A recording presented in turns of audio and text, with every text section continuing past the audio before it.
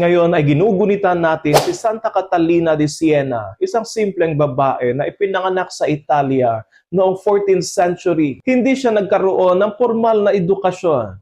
Ngunit sa murang edad, nagkaroon siya ng malalim na buhay panalangin at pakikipag-isa sa Diyos. Pumasok siya sa Third Order ng mga Dominicans at namuhay ng may kababaang loob, sakripisyo at paglilingkod. Ngunit ang kanyang kabanalan ay hindi nanatili lamang sa loob ng tahanan. Ito ay naging lakas niya upang harapin ang mga hamon sa kaniyang panahon. Malaki ang kanyang ambag sa pananampalataya, lalo na sa panahon ng kaguluhan sa simbahan. Isa sa pinakamahalaga niyang ginawa ay ang pagpapayo at pagsusulat sa Santo Papa na bumalik sa Roma mula sa Avignon, France, kung saan siya nanirahan dahil sa kaguluhan. Sa panahong ang simbahan ay nahahati at nanghihina, si Santa Catalina, isang babaeng walang kapangyarihan sa mata ng mundo, ay ginamit ng Diyos upang magdala ng pagkakaisa, katotohanan at reforma. Sumulat din siya ng maraming liham at mga spiritual na libro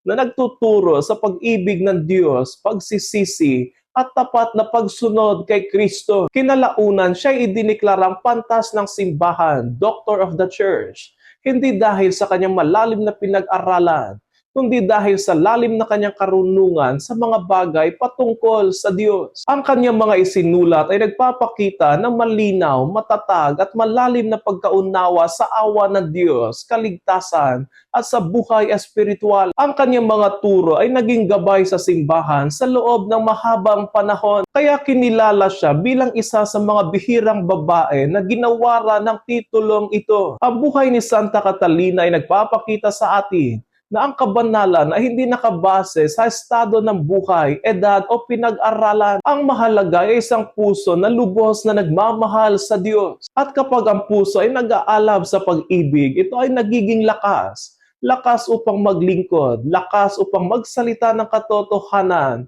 at lakas upang maging instrumento ng Diyos sa mundo. Hamon sa atin ngayon na palalimin ang ating buhay panalangin tulad ni Santa Catalina, maging matapang sa pananampalataya kahit mahirap, at gamitin ang ating buhay upang magdala ng liwanag at pagkakaisa sa simbahan. Sapagkat tulad niya, kahit simple tayo sa mata ng mundo, sa kamay ng Diyos, pwede tayong maging instrumento ng dakilang pagbabago. Santa Catalina de Siena, ipanalangin mo kami.